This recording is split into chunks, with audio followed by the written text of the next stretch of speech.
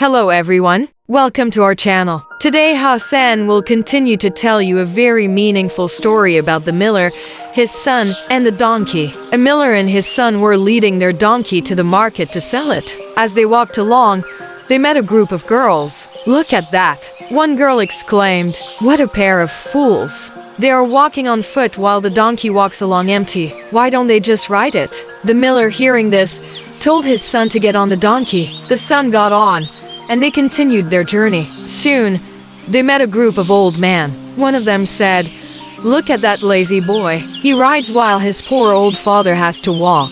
How disrespectful." The miller felt ashamed, so he made his son get off and he got on the donkey himself.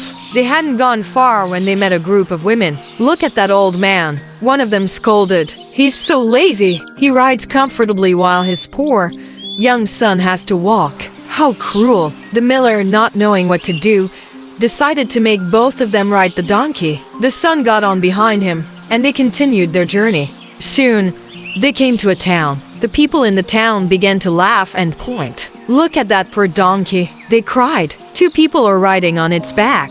They're going to break its back. How foolish." The miller and his son, feeling humiliated, got off the donkey. They decided the only way to please everyone was for neither of them to ride the donkey. They tried to carry the donkey on their shoulders, but as they crossed a bridge, the donkey, uncomfortable and scared, struggled and fell into the river. The donkey was swept away by the current and drowned. The miller and his son, having tried to please everyone, were left with nothing. The moral of the story: this fable is a timeless lesson that it is impossible to please everyone.